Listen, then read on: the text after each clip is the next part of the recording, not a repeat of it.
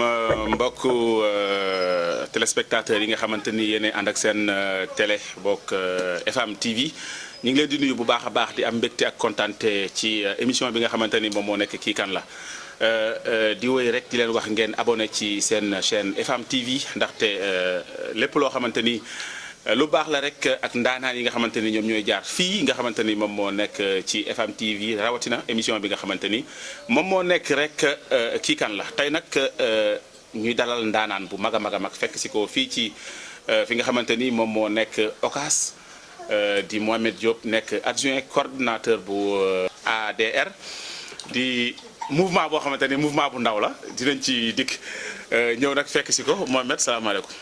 maaleykum salaam auzubillahi mina shaytaani rajiim bismillahi rahmaani rahiim ñu sant yàlla bu baax di nuyu ñu toog fii yëpp ak mboolem ku seetaan télé bi góor jigéen mag ak ndaw sant yàlla bu baax bi ma fekkee fii sama koñ xëy na maa yoo xamante nañu bu baax waaye c'est la première fois journaliste si déplacé yu ñëw fekkam fii ma ci am mbégte bu baax nag ndax koñ bi laa am fi laa xam lépp lu ma am ci politique fi laa ko xamee tey nag maa ngi sant yàlla bu baax parce que comme ADR la nga wax mun naa ne ma dalalu ma la sax.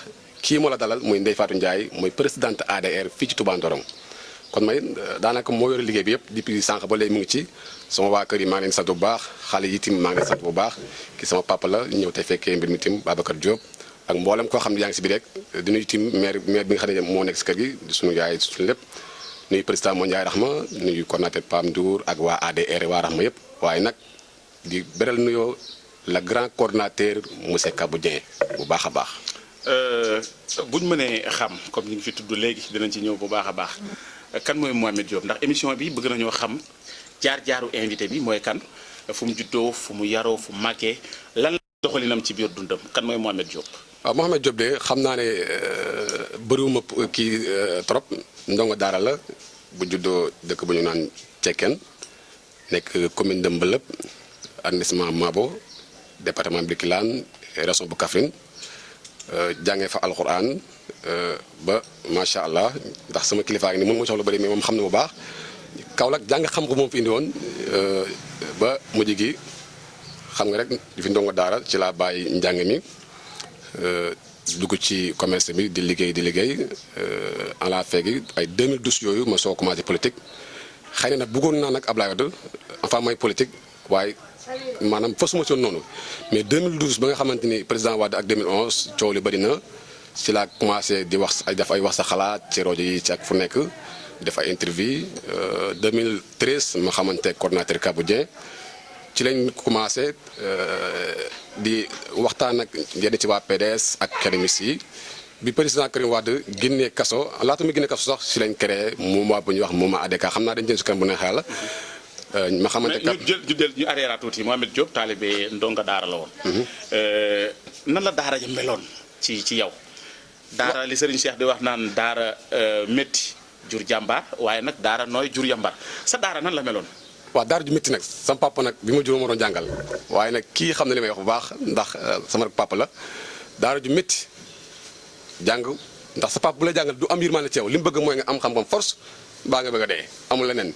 li muy xaw a kii doomu jàmbur su kii dañu daan xëy ku xam njàngum dara boo xëyee balaa nga dem tool da nga jël ñaari kayit yi te kenn ñun bi ñu feree ijji la ñu baal waxal bind ku xam bind bu ñu xëyee dañ lay jox kayit mooy ñaari phase yi yaa koy xoolal sa bopp ba moo ko balaa nga dem tool. kayit mooy ñaari xët yi quoi. yi ñëw Kaolack liggéey si ñu dem ba 2012 suma juumul mu dugg ci mouvement bu ñuy wax ADK. ànd dooleel Karim Wade. lan moo formé woon mouvement boobu. waaw mouvement boobu xam naa histoire bi dina gudd mais dañu koy tënk ku ñuy wax sunu xarit bi ñuy wax Xaadim Seck xam nga bu baax moo ko taxawaloon bi ñu ko taxawalee man booba membre simple laa ci woon coordinateur Kabou tamit daanaka membre simple la ci woon. mais dafa mel ni yéen mouvement bu ngeen jiite yow Kabou kenn mooy nekk coordinateur kenn nekk adjoint yéen xanaa du ngeen def ay ensemble légendaire. waaw ñun ñaar nag dinaa si ñëw si kanam. politique moo ñu boole woon mais pour le moment passé nañ politique te bu dina si gën a yaatu kanam mais ci gàttal comme ma tontu li ma laaj sànq balaa ma ñëw si sama diggante Kabou création bi ko Khadim Seck créé après moom ay coow xam nga coow politique bi président Fada wax ne day changé waat parti bi coow li kii mu dem ànd ak Fada mu ñëw sama kër wax ma ne ko vraiment man pour le moment nii mënu ko manqué booba xamaguma Kabou Dieng booba xamaguma Kabou Dieng loolu ay fin 2012 la may wax sa xalaat ci Alfayda Kabou di wax sa xalaat ci Alfayda mu défendre président Karim mooy défendre Karim ku ñuy wax Assane Top mooy dama gërëm ndax suñu xamante man a Kabou Dieng si Assane Top la jaaree mooy journaliste boobu sa xarit boobu après ñi dem ñi gisante mu seet ma fii jour boobu du ma fàtte ñi nga njëkk a gisee bundu kër Soxna Xari Baara moo tax Soxna Xari Baara dama ñaan gudd fan ak wér sama xamante Kabou bundu këram la njëkk a commencé parce que dafa ma woo ne ma xaw ma sa kër mais xam naa bundu kër Soxna Xari Baara ma ne ko kon xaaral foofu ma tëj sama place fekk fa jour ba la njëkk a xamante bi ñuy waxtaan ñi xam ne ADK si la bokk moom itam moo xam ne ci moom itam ma xam ne si la bokk ñu ne pourquoi pas comme que léegi ki dem na Xaadim dem na ñu taxawalaat moment bi mënuma jiitu la mu ne ko non man doy nga ma wóoloon naa la naam xamagul bu baax mais li ngay défendre ci rajo bi ak sa argument nekkal coordinateur bi. ADK amul woon assemblée générale kenn ki moo jiitu kenn. non dinaa si ñëw suñu première assemblée générale mu ngi nekkoon kër ñoom coordinateur Kabou Dieng li may wax ni journaliste yu bëri teewoon nañu ko. amoon ngeen korom boobu. si amoon nañu ko waaw am na ay ACV fi nekk xëy na da ma xaw a bett sax ak kii li ma xaw a yàgg mais foofu lañ taxawal si lañ ñu bëri nanguñ suñu coordinateur Kabou man te ma nangu astoyam am na yeneen bureau ci amoon na porte parole amoon na ay yu bëri yoo xamante ne su may xaree lañ maa ngi nuyu. mais est-ce que nekkul ne da ngaa xaw a faible ci kanam kaddu Kabou parce que fu ngeen dem mu jiite la su nekkul lim xaw a jàng nasaraan nga jàng alxuraan moo tax nga xaw a yéen sëriñ daara yi wala boog yéen taalibe yi bu ngeen gisee ñu jàng nasaraan tuuti da ngeen xaw a am complexe. non du loolu wax naa la sànq la. mais si parce que gis nañ ne yow chaque jour Kabou mooy jiitu yow nga nekk ci gannaaw. waaw loolu wax naa la ko sànq bàyyi sax dama ne suñu premier gisee bi ñu gisee ci ADK daf na ma yow laay jiital ndax li ma dégg ngay wax ci rajo bi say argument doy na pour nga nekk sama konam ma nekk sa action ma ne ko noonu cër boobu nga jox ma man delloo naa la ko pour nga nekk ba léegi nag loolu mooy continuer et puis dafa bon loo xamante ni ñu bëri ak xale yi ñi yëpp maay ànd ak ñoom xam nañ bu baax ndax 2012 ba léegi nag maa ngi ñu ma ànd xam nañ Kabou bu baax Kabou ku baax la ku julliti la te est-ce que xam nga ne Kabou Dieng tey képp ku ko mën a woo ci kilifa booy coupé téléphone mu nekk mu woo ma ku mu gisee bu gisoon Ablaye Diak léegi bu Ablaye Diak mu dem ne ma Ablaye Diak jaar na fi maa moom amuñu umpante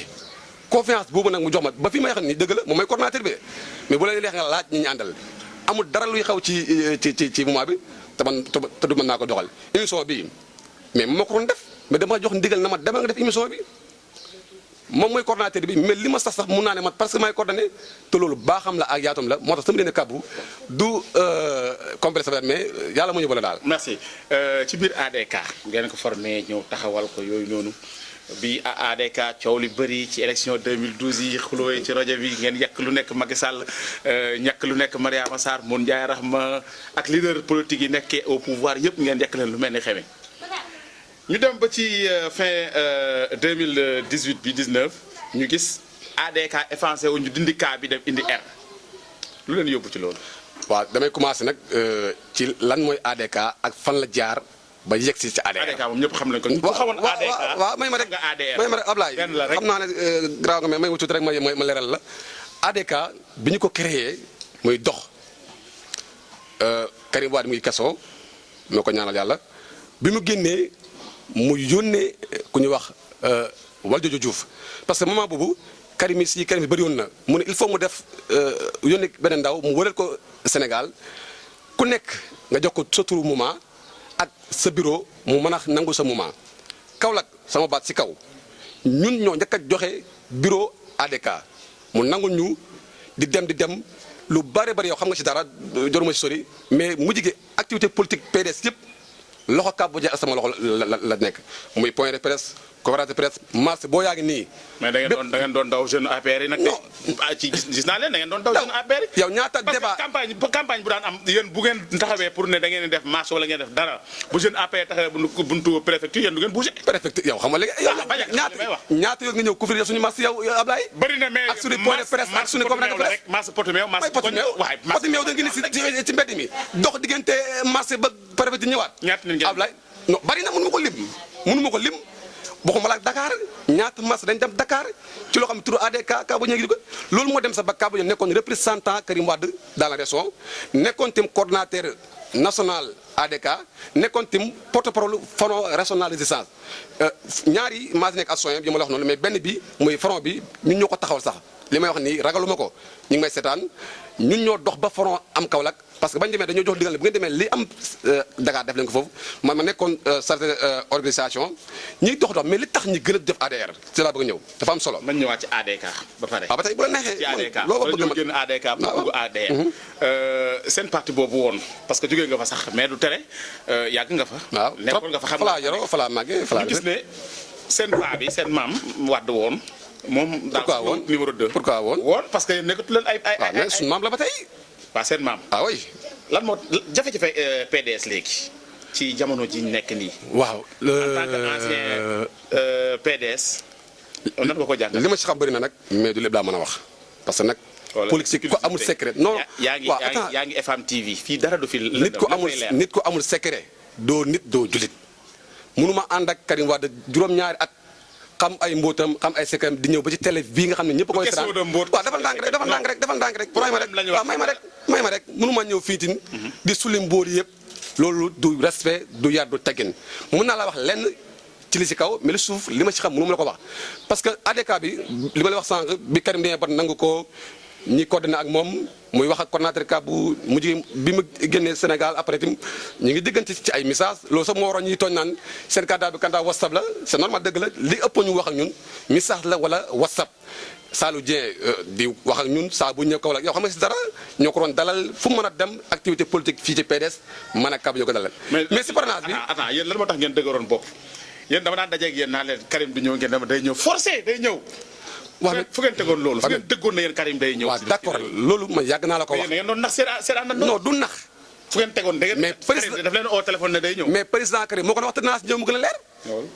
dama ne ci parrainage bi ci dama koy tënk parce que parcours ADK dafa gudd dafa yaatu ci tënk ci parrainage bi ñii xam ne li may wax tëj naa fa ay une heure ay 2 heures di dem parrainage fu nekk ci Kaolack.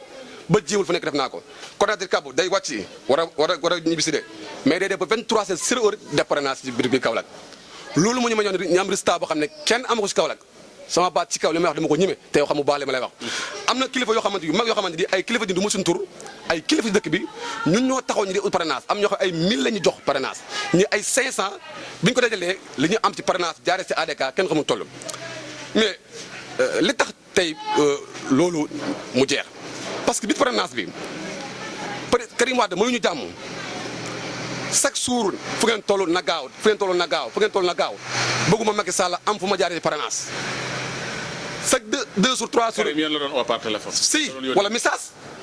kon respecté wu leen message. non non attends mais non du si dégg nga danañu woo danañu message laa la woon dama la wax lu leer. mais message yi ëpp. non si dëgg la d'accord naa loolu. moo tax man la kon yéen message yi leen génne ADK. non du loolu dinaa si ñëw li ñu génne ADK nag moom si lay ñëw nii. mais ADK amatul sax. non dinaa si ñëw bis kanam. amatul waaw d'accord waaw loolu moom léegi. ah ok non ADK parce que buur yi fa nekkoon jógee nañ fa même PDS sax Kaolack amatul Karim si Kaolack amatul maa ko wax te xam naa baale may wax ndax buur yi fa nekkoon ñoo fa jógee ñu ngi feneen léegi nag si gàttal parrainage bi Karim technique production na gaaw na baax moo tax bi président Macky Sall indee fast track bi dama ne dafa mel ni si Karim da ko déggee si misaal parce que Karim fu mu toll na gaaw na baax mais li ñu gën a naqari xam ne mënu ma la wax lépp mais ci gàttal ñu di jógee ko ADK dakka suñu ànd ak Karim Wade bi keroog bi ñu waxee ne invalidé nañ candidature Karim bi Abdoulaye Diack li may wax ni dama koo ñemee ba fii may waxee yow ku la wax de dégg naa Karim message wala téléphone wala WhatsApp ne ko amee na li nga wax amul naka ngay liggéeyoo ay nit man ñibbi si naa suur yoo xam ne sax boobu du doon métti damay tëdd du ma mën a liggéey sax ndeg boobu bi métti kaa boo jëlee ñibbi si am ay problème parce que guddi na borom kër la. mais ku leen doon financé ci téléphone transport tout ça yooyu. waaw suñu moyen bopp loolu laa la wax suñuy moyen bopp ak suñuy temps la ñuy jël jox Karim Wade lépp ci bëgg Ablaye Wade mais suñu pare ñun bëgguñu xaalis mais nga yónni ñu ne maa ngi leen di mastagu sonn nga si liggéey bi mais waxu politique ñi xam ne defuñu xal mais ku la wax message du la jot téléphone du la jot WhatsApp du la jot nga mel ni koo xam ne dundatoo mais loolu koo ko def dina gis boppam dina xam ne kii vraiment jarul liggéeyal maa boobu nag avant loolu président mu jaar yàgg nañu topp li may wax moom ñëpp nga may dégg. dinañ ñëw foofu mais situation PDS ba tey mën naa ci wax. waaw situation PDS. Ablaye Wade xam nga fi mu toll nii front am na ci diggante ñoom Pape Samba Mboup ak Omar Sarr. front bi man bettu ma. ñoom ñi njëkk a génn sax bokk na ci ñoom Farba Senghor ñooñu. waaw bu mu jubee di laay toon parce que ñebe bu ñu jigéen fa la ma fekk mais bu mu jubee man bettu ma. mënu ma wax lépp nag lu tax bettu ma mais dina am lu ma ñemal poste secrétaire général Parti démocratique sénégalais ñëpp xamoon nañ ne Karim Wade loolu la bëgg loolu amuluñ ci nëbbu mais dafa am système bu ñu tegoon pour mu yegg ci. système boobu nag moo faussé mënu ma wax loolu lépp mais système bañ tegoon. waaw waaw may ma rek. waaw ay système. waaw may ma dama ne. mais système bi ñu tegoon ñun karimistes yi su fekkoon booba sensé wul Karim dina nekk secrétaire général parti bi teg du am faron parce que ba texte yi ak règlement yi ñoo koy jox kenn ci man dara benn muy congrès boo xamante ni karimistes yi ci misaal mën naa may tuuti rek foofu parce que dañu noonu di gis coow li am diggante PDS karimistes yi yàgg naa am ñun duñu lu bëri loo xamante ni suñu ñun ak leader yi PDS yi parce que ñoom nangoo ñoon la ñun si parti bi dañ bokk bu ñu waxee dañ naan yéen règlement da leen dàq ci parti bi il faut ngeen jënd carte PDS mën a bokk PDS mais la tant que ngeen ne karimiste nag moment soutien ngeen amul leen dogal ci parti bi loolu la waraloon Karim Wade bi ma xamee loolu mu ut chargé de mission ku ñu Sallou Dieng muy koy doxal mbirum karimiste yi ba mu demee loolu nag dañu noonu nañu fexee karimiste yëpp président Wade bindu nañu leetar ne képp kuy karimiste ngay leader karimiste fexeel say militant jënd carte PDS lu ñu bëggoon bu ñu nekkee par PDS ba am ko bu ñu demee congrès juin 2018 bi def congrès Karim si ñoo ëpp doole ñi wooteel Karim mu nekk secrétaire général mais nag congrès bi mujjul am parce que parrainage bi moo yàq congrès bi njaayam carte mi demoon ba gën a carte di ko wane mais lu parrainage bi tim dafa bëri woon doole suñu njaayam carte meeg suñu congrès bi yëpp mujj amul léegi nag pëccoxo boobu nag yàqu ba tey système yi mënutul nekk congrès gars yi président Wade xëy rek ak ci bëgguma tooñ mais ak ci waxu Karim moo koy yor bigam di bind ci loo xam ne sax du ma tooñ parce que suñu kilifa la suñu maam la suñu lépp la non ba léegi suñu kilifa la Abdoulaye képp kuy libéral Abdoulaye sa kilifa mais li ñu libéral lañ man du ma socialiste du ma batti gauche képp kuy libéral waaw Abdoulaye mooy sa kilifa nango loolu ba si président Macky Sall président ñëpp te foofu dafa sori waaw dama la politiquement non suñu kilifa la du seen kilifa instant bi politiquement Macky Sall mooy seen kilifa d'accord naa politiquement d'accord naa loolu mais boo leen bu suñu kilifa du ma nango loolu beneen ni moo tim ci gàttal rek mu jël bigam bind loo xamante ni ay changement yoo xamante ni jël xale karimis yi ëpp doole yëpp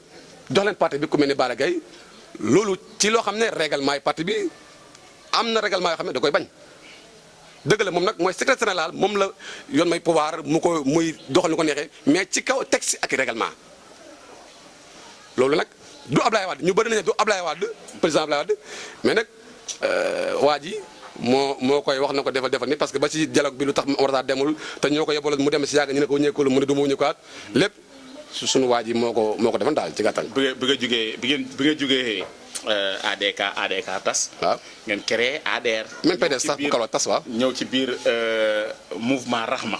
ñu leen di siis ci biir. non siis amul de. non mouvement bi ngeen nekk parce que Ablaye dañ leen di siis. Ablaye bu ma jaxase waa Rahma siis amul fii. non da nga may laaj lu waral ADR mais bul la dañuy siis. mais lan moo tax mouvement taxaw ngeen ñëw ci biir mouvement ba taxawal. merci ba nga may laaj ma leer mais bul la ma siis amul siis. après non nekkul non defal ndànk. waxal yéen ba ngeen ñëwee ñett nit ngeen indi ci biir mouvement Rahma ngeen jëlaatee ay nit. ñett nit moo tax ooy. sama témoin yaa ngi nii sunu meeting. ñett nit ngeen fa nekk. sunu meeting a ngi nii parce que ñu bëri déglu ma rek 316 laa teg ak coordinateur Kabou Dieye samay seede ngi nii man moom du ma wax lu amul. dafa fees waaw déglu ma dafa fees li nekkoon ci ginnaaw da ngay may ma pare rek sama laay may ma pare. dafa fees li tegoon ci ginnaaw dafa ëpp. te bi ñu ñëw bul fàtte ne ki jiitu woon ndaw PDS yi àndul ak ñun ak action ak responsable yoo xam ne yu bëri ànd ñu ñun mënu ma ko lim ci karimis yi ak ci kii ba tey jii tey émission dama bett mais président yu bëri bëggoon nañu ñëw pour fekkee lii mais temps bi loolu mais borom tey dans la uni firnde la kii PDS la bokkoon kii karimis si loon mais tey ñëw nañ ànd ak ñun pour ñu jàppale ADR waaye rawatina président mu Ndiaye Rahma ADR nag li nga wax xam nga da ngay tooñ rek mais ñun kenn si suñu ndax bi ñu wax naa la am na ma fàtte wax sànq la 7 bi président Wade di ñëw Dakar délégation bi Kabou Dieye gi man ànd ak moom. bi ñu demee doon xaar président Wade comme Karim diggatuñ ko waxtul dara ay mbiram ñu doon xaar président Wade jox ñu diggal ñu wooteel kenn ci libéral yi li ma wax day leer de. ñu doon xaar mu jox ñu diggal ñu wooteel kenn ci libéral yi président Wade ñëw xam nga discours du ma ci jaaraat mais bi ñu génnee man a Kabou coordinateur Kabou ma ne ko discours pa bi tey loo ko jàngatee mënuma lii doyuma am lu nekk suuf nañu gëstu lu nekk suuf. foofu dinaa la jox benn tuuti rek du ma ko wax nag mu leer mais am na lu ñuy waxoon biir permanence PDS loolu respecté wuñ ko. ñu waa PDS du ma ko wax mais la président Wade doon wax taal leen carte d'identité yi toj leen préfecture ku ñu ànd bu ñuy dem ñun Karim ñoo dem na taal carte d'identité yi toj kii bi. te Karim ñëw moom laa lay wax. moo tax ma la ñun ñu xam ne lii discours politique la bi ñu duggee ci biir ñu am lu ñuy wax parce que ñun nag wax dëgg yàlla yoo xam ne baale ma la wax amul benn leader PDS boo xam ne amuñu woon connaissance ak yow. kuñ bëgg a jot dañ lay jot kuñ bu ñu bëgg information dañ lay woo jot la comme que Karim Wade la ñu information waxuma la ak ñeneen ñi mais bi ñu la 7 bi ñuy foofu la 11 dañu def meeting fii ci Ngane meeting boo xam ne waa rax ma yegg ngay dégg.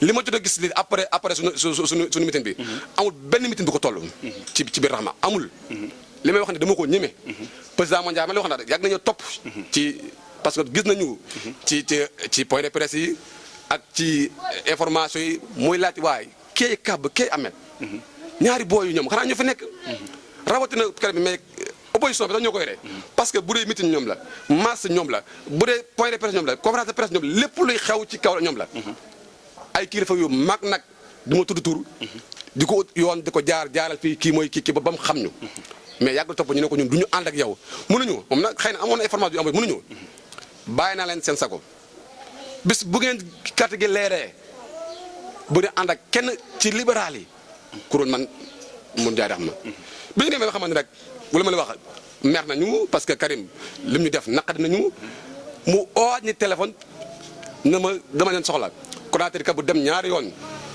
ñëwaat la 11 bi nag la 7 bi la 9 la ñu gisee ak moom permanence ñu waxtaan ñu ne ko am dañu leen ànd ak yow jàppale la ci élection yi ba nga gagné incha allah mais dañuy ànd ak yow tim jàppale ci moment Rahma te bu ñu ñëwee dañu indil bees foofu sax pour ma wax leer la bi ñu gisee wax nañu nañu am naa kuréel gu tudd GIR gu am 1000 et quelques personnes su ngeen ñëwee bëgg naa ngeen ànd ci. mu ne ko non président.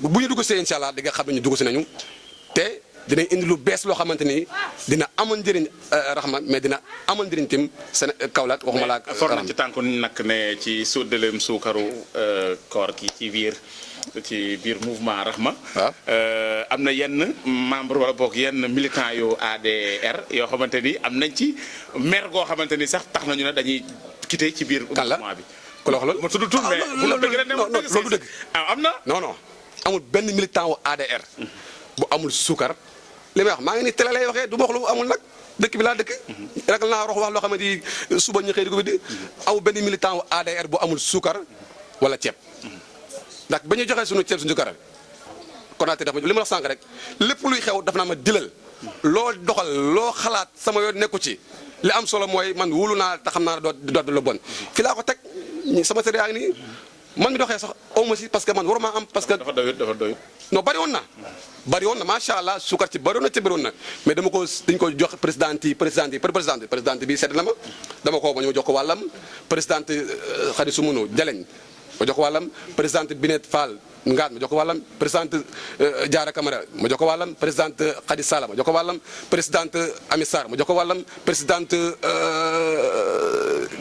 Ndeye Fatou. dëgg la présidente yi dafa bëri daal da nga ma bett mais bonoon ma indi la loo xamante ni mosoo ko am daal. ñu ngi leen di sant bu baax a baax di leen gërëm yéen ñi nga xamante ni yéenay topp seen chaîne FM TV fii ci diwaanu Kaolack tey nag ngeen di suivre seen émission bi nga xamante ni moom moo nekk kii kan la ñuy dalal ndaanaan bu mag di Mohamed Diop nekk adjoint coordinateur bu mouvement bi nga xamante ni moom moo nekk ADR mouvement ànd dooleel Modou Ndiaye Rahma ñu ñëw ci actualité. Issa xam nga ne suul gas du ko taree xëy. loolu sa grand la ko waxal sa grand mooy kooku moom mooy loolu ay mbiram. de toute façon. Ousmane Sonko ak Guy Marius Sagna temps yi ñu ngi poussé seen président bi ci diggante Petrotim Timis Corporation ak Alioune Sall seen waa ji nga xamante ni ArcelorMittal waaw tout ça.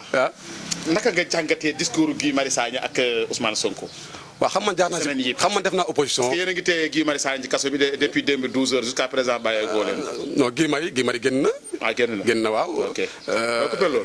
Guy Marius génn na léegi man nekkoon naa opposition xam naa lan mooy rôle opposition xam naa liggéey opposition 7 ans laa si def xeex bu ne xeex naa ko ci tey nag bi ma pouvoir amaguma ci 1 an pour nga xam ne kon man xam naa rôle ñii li ñuy dox xam naa ko baax mais président Sonko si rôle la ma nekk moom ak ñoom gi Sagna lan mooy lan opposition day opposé wu pouvoir di gouverner réew mu am démocratie noonu la mais doone président bi rek kenn ko opposition amul fenn ñoom seen rôle la nekk mais bëri lu ñuy wax nag ay waxu tàngal ni rek ay ñu am temps di sànni xeer mais lu bëri wu si parce que démb dégg nga directeur yi génn nañu ministère yi lenn rek laa nangu te wax naa ko sànq parce que man dëgg lay wax xëy na information bi ni mu waroon jàllee si askan wi ba ñu xam lu leer amutoon xëy na Ousmane Sonko ñoo poussé état bi ba ñu jox information yi ba ñu mais nag architecte li muy wax ak ki chiffres yi moom c'est faux mais nag nangul naa ko moom def na rôle opposition ba état bi génn def communiqué ba tey ñëpp xam nañ ne Sénégal yëpp xam nañ ne pétrole bi li la gaz bi li la zircon bi li la jamaa bi ak lépp loolu moom wax dëgg yàlla rôle opposition la. Guy Marius Sagna moom j'espère que ne moom li mu wax jarul tëj kaso. c'est parce que bu fekkee ne dañu nekk ci benn réew boo xamante ni. muy Sénégal lu mu gàtt ñu dund lu ëpp juróom benn fukki at. j'espère que ne bu nekkoon ne nit kuy dund la dem na retraite. ñu am ay hôpital yoo xamante ni amul plateau médical. ba suñu leader yi di jógee fii di faju di faatu ñu ñëwaat. est-ce que wax boobu mu wax warul woon a nekk loo xamante ni suñu njiit yi. dinañu jël loolu leçon pour mën koo def pour mën a utal suñu hôpitaux yi li nga xamante ni moom moo nekk plateau médical yu baax ba ku feebar. dootul dem bitim réew mais da ngay ñëw fii pour fajoo fi est-ce que loolu jaroon na tëj ci kaso. léegi hôpital yi nga xam ne état bi mu ngi si mais dinaa si ñëw si kanam ñun Sénégal dañoo am benn aada bu nit làqoo jamono li ñu bëgg mooy nga ñaanal ko yàlla soo ko mënoon nga mandu ci wala nga seedeel ko mais nit génn jamono ngay dal si wax yenn yi loo xam ne bëgguma ci jaaraat vraiment loolu ku ko mën a def ko nekk tim nag ah ak booleeg leneen te du loolu rek yeggaleel wax ji du lu mu wax si Tanor Dieng rek lañ ko jàppee am na leneen lu mu wax loo xamante non tuddul Tanor de tuddul benn. waaw d'accord naa tuddul benn leader mais li mu wax laa ko doole rek ngeen dugal ko ci kaso. non doo ëpp doole ko tabaskeel foofu xaw ma affaire non doo ëpp doole dama la mais est-ce que mënu leen a bàyyi leader yi ngeen dugal ci kaso bi Karim Wade génn ngeen ko dëkk bi Guy Marius Sagna yéen a ko tëj Khalifa Ababacar Sall mi ngi ci biir kaso bi yéen a ngi tëkk Ousmane Sonko comme ça yéen kon de da ngeen fi bëgg a nekk seen nguur gi pour ku yëngatu rek ngeen bëgg koo faagaagal la sa loolu war na mën a nekk. président Macky Sall mooy tëjee. mooy chef de l'état de. non ndax mooy tëjee laa non dama ne ndax mooy tëjee. kii tëjee ki ko yilif mooy Macky Sall. tontoo ma de monsieur Diack dama ne ndax président Macky Sall mooy tëjee. Macky Sall tëjeewul. waaw mais ñii mais kon liy tëj lu si yoon président Macky Sall. yow tey sa émission bii am nga directeur am nga lu nekk ku nekk dafa am lu ñu dénk ne loolu ngay liggéey mais te sa liggéey bi tey yaa ngi ko def nu normal lu jaar yoon kenn du si koy tëggee mbiru siis la mbiru gouvernement dafa yaatu ku nekk dafa am lu ñu dénk lañ ko dénk nag moom mooy xool nu nga ko doxalee mais loolu si yoon président moo tax mu dem ba Paris naan Khalifa Sall mi ngi ci biir kaso bi su ma neexee laay bind grâce pour mu génn nangam ak kon que ça veut dire que moom moo yore doole ji. li mu wax du droit wala du yoon. droit la yoon la mais ni mu ko waxee moo jaadu. waaw xam nga ku nekk ak sa gis-gis ak ni ngay gisee. tey li may sa gis-gis waaw tey li may waxee ni man ni may waxee ni tey mais am na kenn koo xam ne gisuwul ni may waxee. mais est-ce que Macky Sall war na dem ba foofu waxee noonu. mais dama ne moom gis-gisam la waxee dama koy nangul. mais est-ce que réew mi war nañu ko téye ci gis-gis. ci démocratie lañ nekk nag nit ku nekk dafa am xalaatam ni mu gisee moo ko yow tamit bu baax am nga droit opposé am nañ droit ne li ma waxee du noonu. mais nag li bon ci démocratie mooy li diw wax baaxul li ma wax moo baax loolu amul fenn ci démocratie da ngay nangul nit ki li mu wax yow li mu wax mu nangul la ko mais président Macky Sall dem na France invité nañ ko moom demandewul de dañ koo laaj mu tontu si te li mu wax ni mu ko waxee déggin la laaj mais droit la wax ak yoon ndax président Macky Sall rek moom la yoon may tey mu gracier ku ko neex heure bu mu ko neexee ak nu mu ko centré loolu amul coow. gracier na fi Amadou Wuri Diallo Sénégalais yi bañ de parce que ku jël lu toll ci ay 100 kilos de chanvre indien nga dugal ko ci réew mi même pas 6 mois gars yi génn waat la kaso bi di la gracier est-ce que loolu jaar na. non Amadou Wuri Diallo sax affaire comprimé la xëy na du. si mi ngi ci biir. waaw dama la xam ne mais comprimé moo gën a fës ci dossier bi mais loolu moom dafa nekk ci enquête du ma ci wax parce que bu si paree ci loolu ba wax ni lan moo tax ñu gracier ko ak lu ko waral ak luy problème bi soo may invité waatee beneen yoon ndax ma jàpp naa ne bii du émission maag yow am na beneen bëgg gën bi war a def man ak yow boo xamante ni ñii dañuy teew mais président yëpp dañu teew pour ñu gën a wax ci loolu mais pour le moment loolu ci enquête la nekk te lu enquête nekk man du ma ci wax. ok ñu fàttali ne yéen a ngi suivre seen télé bii di FM TV rawatina seen émission bu mag bii di kii kan la ñu ci dalal ndaanaan bu mag tey di adjoint coordonnateur bu ADR mouvement ànd dooleel Modou Ndiaye Rahma di Mohamed Diop ñu fekk si ko fii tey si këram di Ocas ñu ngi nuyu tamit assistant bi yëpp nga xamante ni ñu ngi teewee li nga xamante ni moom moo nekk émission bi Mohamed. yaakaar naa ne Kaolack yàgg nga fi. waaw macha allah ndax te nawet bi dugg si na mais xóotagul ci biir. insalubrité bi nekk ci biir Kaolack. mu leer nañu commune de Kaolack. waaw sa leader soxnaam moom mooy maire Kaolack. waaw loo ci wax soxnaam waxal sa leader rek. mais mooy dëgg. waaw baax na. Kaolack ni mu saltee. ñu demoon am benn image bu ñu la génnee jël fële ci Daaru Salaam. Mohamed est-ce que lii war na mën a am Kaolack ci dëkk bu nga xamante ni. feete na daaw téeméeri atam. nit ñi di dox ci ndox boo xamante ni. ndox bu salte la comme lii. Malick ñu jël ko. est-ce que lii jaadu na. damay njëkk a tontu est-ce que Kaolack yëpp nii lay mel. premier waa xaaral ma 70% ma yeggali nag ba ma laajee. non ba ma laajee nga bàyyi ma yeggali. da nga maa laaj dama lay tontu. ndax Kaolack yëpp nii la mel. waaw xam nga yow mënul. yaa dem tànn la neex ba ne ko d'accord naa sa liggéey ngay def parce que journaliste nga. mais xam nga li président Macky Sall def ci wàllu liggéey pour inondation mosul am bi Sénégal bi léegi. mais damal xaaxum naam doyul man damay wax dëgg doyul bëgg nañu ma dolli ci ay canal mais nag nangul ko ne mu ngi dafay jéego ci ay bassin ci ay canal ci biir dëkk bi yëpp bu ñu doolee nag.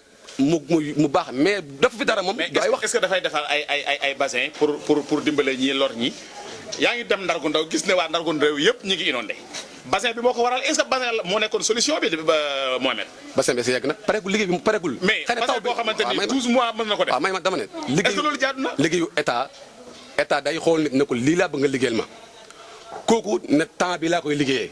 liggéey bi nag app ba dala ko bis bu app bi jeexoon da nga géey état bi def communiqué. mais beneen bi ma yeggali te Abdoulaye olof nee na diggante sumee ko ak solo yaram nañ xam ne si sànc yi ñuy defere fi balaa yegg il faut ñu dund ay problème mais bis bu yeggee ak yeneen i canal yi Abdoulaye bis bu Kaolack tawee di nga jël si jaada wala julli si sa bundu kër bu la neexee incha allah rabi. seen tali yi ngeen fi démarré Mohamed nañu waxante dëgg.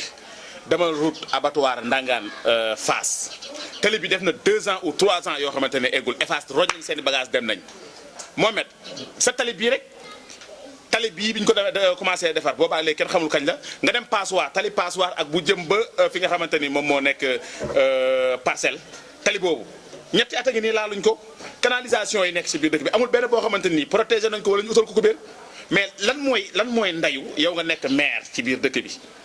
inondation bu toll ni am ci biir dëkk bi nit ñi di faatu ñiy def leen neex génn loo teg sa tànk te yéen ñi nga xamante ni yéen a ko jege amul kenn koo xamante ni taxaw na ci biir rajo bi pour défendre ko mais da ngeen défendre ñi nga xamante ni ñoom ñooy seen mbokk opposition bi. kan laa jege du yow yaa dingat yow yaa fi toogal képp koo xamante ni mi ngi nekk APR. waaw dama ne kan laa jege d'accord naa. yaa jege Modou Ndiaye Rahma conseiller municipal d'accord naa mais li nga wax nii projet bi nu mu tudd Promoville la tudd n'est-ce pas maire bi moo koy doxal ak ay nitam ak i équipe am mais man du ma conseil maire.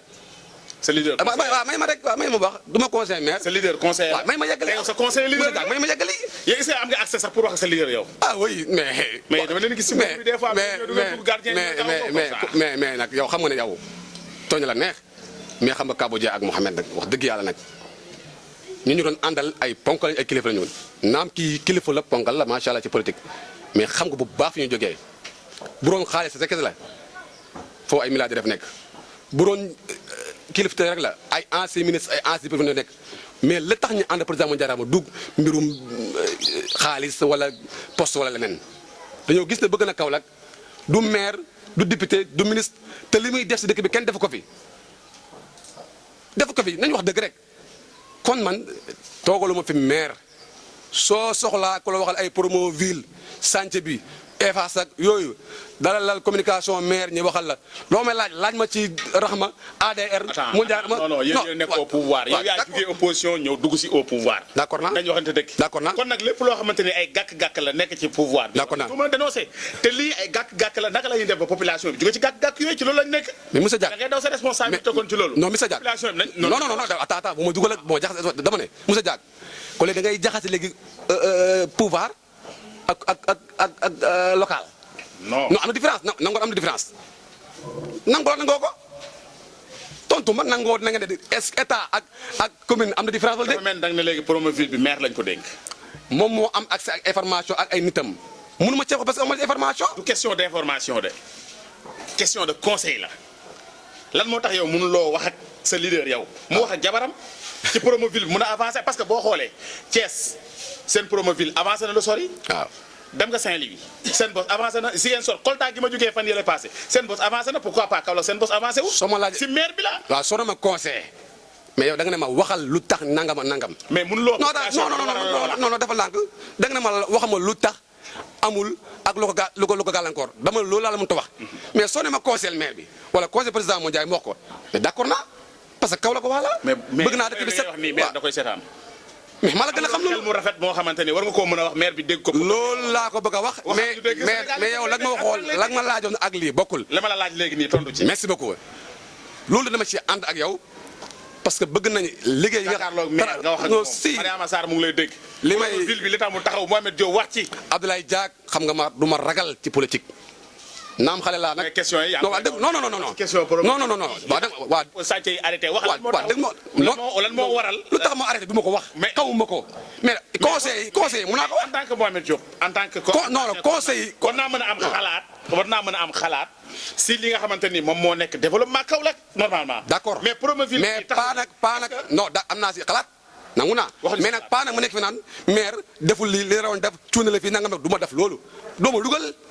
parce que APR laa bokk président Modou Ndiaye la jàppale Abdoulaye Dia xamante ne maa yow li nga bëgg du ma ko def taxaw ngaa ñëpp maire bi fii dal ko moom du ma ko def mun naa nag conseil ko en tant que Kaolack waa bëgg naa dëkk bi jëm kanam bëgg naa mu changé maa ngi koy ñaan travaux yi nga xamante ni mu ngi fi muy tali yi muy canal yi tamu nekk responsabilité commune te am ay problème nañu dimbalee xool lan ma ci problème bi su fekkee ne responsabilité loo xam ne état ko war a def.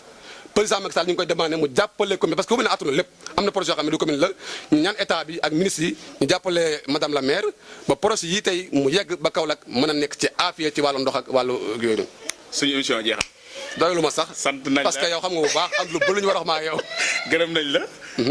ci dalal bi ñu dalal tey fii ci Touba Ndorong wala boog ci Ocass. ñu ngi lay sant bu baax a baax lan mooy say kàddu yu mujj. waaw santal yàlla rek julli si Yonent bi sallallahu alayhi wasallam di am mbégte bu baax ñëw bi nga ñëw fii te wax na kontaan naa si yow parce que bi ñu xamante am na fi ñu xamante woon mais alhamdulilah temps yi gën ngaa saf gën ngaa garaaw xam nga information foo ko jëlee damaa yaakaar dafa am ñu ruq yoo xam ne ñoo lay mais garaawul quoi yoo xam nga foofu xamante nañ mais maa ngi lay sant di la gërëm di ñaanal nag liggéey bi jëm kanam yàlla barke ko yokk ko. FM la de. te ñaan ñëpp Sénégalais yëpp connecté wu ci FM. parce que information yi wét a wóor yi yu leer yi. na ñëpp abonné FM. si na ñëpp na abonné parce que fii mooy bu mag bi fii ku bëgg a xam lu leer ndaanaan yi kilifa yi fii ngay ñëw gannaaw loolu ma santaat bu baax Touba Ndorong station parce que lii su ma ko mën a am ñoom la soo fi ñëwoon fekkoo fi kenn wala su ma jógee kenn du ma topp ma ne boroon sama politique du dem naam juddoo moo fi de waaye tey mun na mel na ni fi laa juddoo bëgg nañ ma fonk nañ ma faale nañ ma jàppale nañ ma depuis opposition ba pouvoir fu ma wootee ñu ñëw jàppale ma kon maa ngi leen di sant di leen gërëm di sant waa kër gi bu baax a baax a baax gi ma nekk nii di ñaanal jàmm ci dëkk bi waaye li ma wax sànq naa ko waxaat dëgg la Mouhamed Jalal Ndiaye te AMS ndax may ak koy sant nag xam ne teew jàppale ñu tax am na ndax mu ngi jël àll boppam di dimbale jaamu yàlla yi te bu ko neexoon mu def ni ñeneen ñi def di tëdd fu neex di lekk lu neex du faale waa Kaolack waaye moom fii la dëkk fii la yeewoo lu xew mu ngi fi wax dëgg yàlla lu ngay sant bu baax di gërëm nag waa ADR yëpp. merci mënu ma leen fay. waa ADR maa ngi leen fay may ma affaire mbër la di gërëm waa ADR bu baax a baax waaye di gërëm tim waa Rahma dalal bi ñu dalal macha allah kontaan na ci bëgg nañu faale nañu dalal nañu ak jàmm loo dem sant bu baax waaye di gërëm coordinateur Pape Ndour coordinateur national ak présidente Rahma yëpp président daal waaye di beral nuyoo ngërëm sant looy de ngërëm ak sant la grand coordinateur monsieur Kabou Dieng di ko ñaanal mu am wér ak jàmm kóol gi mu am ci man ba bay dénk lépp lu xew ci ADR muy émission muy lu war a dugg ci moment bi yàlla may ñu ci ndam defal ñu jàmm ak xéwal. jërëjëf Mohamed Diop ñu ngi lay santaat bu baax a baax di la gërëm ci dalal bi ñu dalal ñu ngi sant tamit assistante bi yëpp nga xamante ni ñëwoon nañ teewee émission kii kan la bi nga xamante ni ñu ngi koy amal fii tey ci Touba Ndorong extension ñu gën ko xam ci Ocass di la wax rek ne ñu nit am nañ sa kontaante bu baax a baax di wax rek ne nañu ñëpp xaar ndaxte émission bi fépp ak ñëpp lay jël képp koo xamante ni nekkuloo ndaanaan béboo nga tëj say buntu du ñu ñëw ci sa kër mais nag ndaanaan yi nag nañu xaar nañu ubbil seen baal maa ngi jégalu fàtt naa gërëm te ñu ngi àndal parce que liggéey bi soo ko mënee def ba mu jaar yoon Babacar Sa moo réalisé Babacar maa ngi koy siyaare bu baax maestro moo yore waaw boolem ko àndal rek ak soxna su macha allah di leen sant di leen gërëm di wax ne seen liggéey rafet na yéen a ngi si yoonu baax wi yéen a ngi si yoonu wóor wi yéen a ngi si yoonu gën wi bu leen gestu avancé leen lépp dina baax incha allah. ayca cant ak ngërëm ñeel na képp koo xamante ni yaa ngi àndoon ak ñun ci émission kii kan la ñu dalaloon ci tey waa ADR mouvement Rahma. bu mag bi nee na bu mag bi. waaw bu mag a mag bu nga na sax. di leen sant bu baax a baax di leen gërëm di sant bu baax a baax ki doon réaliser émission bi di Babacar Sarr ak maestro mi nga xamante ni moom moo yoroon caméra bi ak assistante bi yëpp cant ak ngërëm ñeel na leen di leen jox rendez-vous ci beneen numéro émission kii kan la jërë ngeen jëf.